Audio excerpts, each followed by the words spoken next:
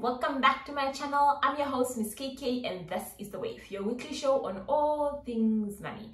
On this show, we get to dissect topics related to personal, family and business finances, and our hope is that by the time we get to the end of this series, you'll be better equipped to make sound financial decisions. If you are new here, thank you so much for stopping by on our show. We really appreciate having you. Please consider clicking the subscription button in the comment below so that you can be notified every time we upload a new video.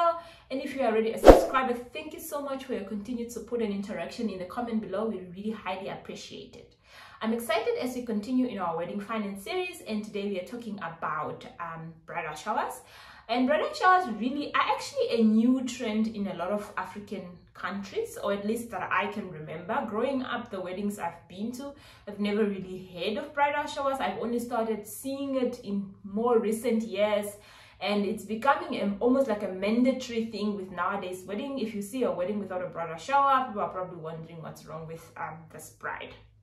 Right. But I want to look at some of the cost consideration with the bridal showers and what are some of the practices for the bridal showers I've been invited to, what worked well and what didn't work well in those bridal showers. And also I also spoke to my my maid of honor, and I just caught up with her to ask how did they actually put together my bridal shower, because I also had a bridal shower after the lockdown in September of last year, and I was stunned at how it was organized. So I just caught up with her to see what was the key organization sort of admin that went through. Right. So normally a bridal shower really involves a few cost consideration. The main key things that should be at the bridal shower, or that are normally at the bridal shower, because I told you guys in yesterday's video, we must avoid the should, because those are just practices that has become a norm, and now they are being imposed on everyone. And as a matter of fact, you can't have a wedding without a bridal shower. If you can't afford, if your friends don't have the time to organize it, or if they can't afford a bridal shower, or you personally can't afford a bridal shower, then by all means it doesn't take away anything from your marriage, nor does it actually take away from your wedding experiences, because it adds on to it, but it doesn't make it any lesser. Okay, so the key consideration in the bridal shower is normally the venue where the bridal shower is going to take place, the people that are going to be invited, whatever is going to be served there, the photographer if you are going to have any, and the gift, because ultimately the purpose of the bridal shower is to nurture and celebrate the bride. And most of the time they celebrate the bride through, you know, advising the bride, or giving the word of encouragement to the bride, praying for the bride, and sharing the journey, especially if you have married friends in the crowd, and they can give some valuable insight, and also to give you the gift that are on your wish list, so that you are prepared when you get into marriage. Okay.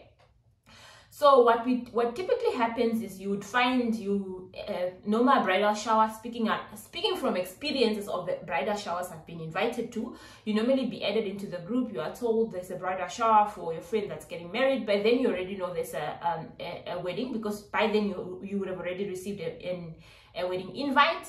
And they will tell you generally that you are going to be contributing X amount of money towards the bridal shower organization. And then they will tell you what the dress code for the venue, for the theme is, and then when the shower is. The one thing that I find a bit unsettling with a lot of the bridal shower, at least not a lot, the ones that I've been invited to, I've been invited to 2 bridal shower. The one that I've been invited to that didn't work well for me is the organizing committee. They somewhat organize the shower in context of their income level, and in context of their ideal wedding experience. Remember, I said that there are certain people that think a wedding day is the best day of their lives, and they would try to make whatever it takes to make it memorable. So when they plan the bridal showers for their friend, they impose this notion. They assume everyone has this mentality that is supposed to be the experience, and everyone is willing to make all the sacrifices to actually make the bridal shower the best experience they can ever be. So they would normally determine a contribution amount to say we are going to be contributing X amount of money, and then you must come wearing X amount of colors. And some bridal showers even go to the extent of, you need to buy a dress according to the theme of that wedding. So it can actually get costly before you even start buying the gift. And on top of the contribution that you are given, normally the contribution that you give is to go cover the dress for the bride if there's no one sponsoring that, is to go cover the food that's going to be catered at the venue, is going to cover the camera, it's going to cover the decor, and it's going to cover the cake. And then you, as people that contributed, must now bring gift out of your own pocket. So if you organize the bridal shower that way, in my opinion, it takes away from the quality of the gift that the people give, because ultimately they are counting how much money they've already spent to actually, number one, go look for an outfit that is in the theme of the shower. Number two, or they have already paid what you asked them to pay. Number three, they need to actually even get to the venue, because some bridal showers are actually out of town and you need to travel to get there. And also the makeup, because obviously if there's going to be a photographer, you all want to look nice. So as a lady, you're probably going to do your hair and then do your nails and then do your makeup. So all those costs can really get out of proportion, and that's the experience that I've had been. The good thing about my bridal shower that I think worked well is obviously coming from the back of this experience now, right? I told my maid of honor, and I said, look, I know you're probably gonna do a shower at some stage. And I was telling her I don't want a shower, because the experiences that I've had for the showers that I've been invited to were horrible. The one shower, okay, I'm not gonna say horrible, maybe horrible is an extreme word. The one shower, we had to buy outfits. And I was also not even in the town where the shower that was happening. So that meant I needed to travel. Plus, we needed to contribute. Plus, makeup was mandatory, etc., etc. So I just felt like it was just way too much. And I don't want my friends, because I was feeling unhappy being part of that crew. So I don't want my friends to go through the same thing just because I want my wedding to have a shower. So I initially told her I don't want the shower.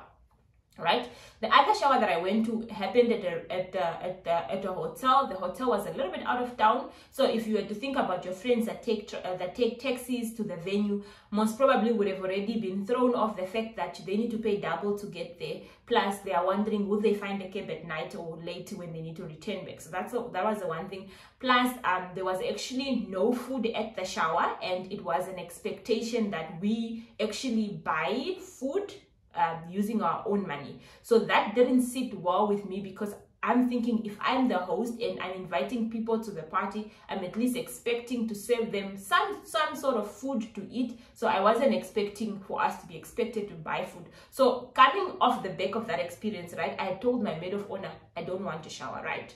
And obviously she went against my word, but obviously now she's organizing in context of the fact that I said I don't want the shower just because of the inconvenience I don't want my friends to go to. So she actually reached out to some of the bridesmaids and some of my friends to say, okay, she didn't want a shower, but I know if we can do it in a more cost-effective manner, it's going to save us a lot of money and it's going to make her happy. So she reached out to some of the bridesmaids and to some of my close friends, and I think they were around about 6, and they decided they are going to organize this shower and fund the shower.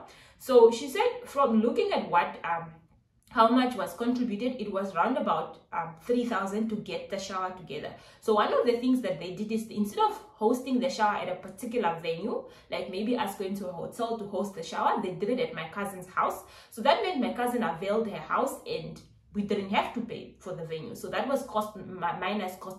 The other thing was the makeup. They didn't hire a professional makeup artist to come and do my makeup. Obviously, one of them had some makeup experience, so they just brought their own makeup kit, touched up my face a little bit, because I'm also not a hectic makeup person, and then that makeup cost was also out. They did a lot of DIY things for themselves, and obviously one of my friends got to cook. They paid her, but she got to cook the platter, which was a little bit cheaper because she was also part of the party, so I'm sure she didn't charge them the full price that she would have charged a complete stranger. So that was one thing that came out. And basically they invited everyone else. So amongst the six friends, they catered for their costs, but they invited everyone else and then gave that everyone else that was invited, my colleagues and my other friends that are not so close, and then they gave them the list, and that way I was able to get the quality gifts that they wanted me to get, and I practically got everything I needed, and it was like really nice things. And only later I realized it's because these people really, all they needed to bring to the shower was the gift. they didn't have to pay for the food, they didn't have to contribute to the photo, nothing. So that's one thing that I personally felt like worked well for my shower. And I want you guys that are going to be organizing showers for your friend, put yourself in the bride's shoes, right? Unfortunately, the bride is not part of this chaos that we generally create. And do you really want your bride to be stressed hearing how her friends are complaining that they couldn't make it to the shower because this and this person was just putting ridiculous demands? If you don't want that complaint, if you were the bride, then don't do it for another person. Don't go and insist like, you know, a bridal shower that is at a hotel and part of the experience is a massage if you are not going to be paying for the massage, because that means you are going to exclude people that genuinely wanted to come to the shower but unfortunately cannot afford the massage to come to the shower. So that's all I wanted to talk about today. And so I think in closing, bridal shower, I have a very good experience. I'm glad my maid of honor went ahead and did it despite me saying I didn't want one, because it really just adds to that experience. But if you are going to find yourself in the organizing committee, please try and be mindful of your friends, friends, because you're not the only friend. Just because you earn a higher income doesn't mean everyone in that circle earns a higher income, and that way you're not financially excluding people from this process. And if by all means you don't want a shower, be upfront with your friends, really, because we all know that bridal showers are no longer a surprise. When it happened and how it happens, it's the surprise element of it, but we do know that the event is going to happen for at least a lot of people. And I've also had not just a bridal shower. I've had my one friend was due to give birth during this hard time, and she had already made peace with the fact that it's corona. She's not going to risk her life to attend showers, so she'd already made peace with the fact that she was not going to have a shower. Then we actually, her sister organized a virtual baby shower, and we contributed money to her sister, and her sister actually went to buy the gift, or if you wanted, and if you were near, you could buy the gift and drop it yourself. So that way it was even cheaper, because if I think about it, my maid of honor and most of my friends were in Windhoek, and I'm in Walvis Bay, and the bridal shower needed to happen in Walvis Bay because I wasn't traveling to Windhoek. So majority of my friends had to come down, they had to drive down. So if you think about it, your friends need to drive. Driving from Walvis to Windhoek, it's already at least a petrol tank and a quarter or a half if your car is not fuel efficient. So they needed to get accommodation, because they cannot come and sleep by my house, because then I'm going to ask them, what are they doing here? And then it's no longer a surprise. So they had to go actually hire accommodation, rent, or stay somewhere. They actually stayed at a hotel, but it was nice for them because hotels last year were cheaper because no one was traveling, so there were a lot of specials happening. But just put yourself into the context of your bridesmaids that are actually organizing this, realizing that it's not just the contribution that they are giving to the shower, but also the costs around the shower. So that's about it from today's discussion. I hope you learn a thing or two. If you are in the process of organizing a bridal shower for someone, do consider that. Or if you're in the process of going to get married, do also have this conversation with your maid of honor or whoever is going to organize the shower for you. And yes, let's all have an experience and a half with regards to the wedding, and let's not be stressed out about money during our wedding process. That brings us to the end. Tomorrow we are looking into the wedding cost. We might have a part 1 and a part 2 because it's a very broad topic and I don't want to have a lengthy video, and we will see, maybe defer honeymoon to next week. We'll see how it goes. Thank you so much and goodbye. Bye bye. Stay safe.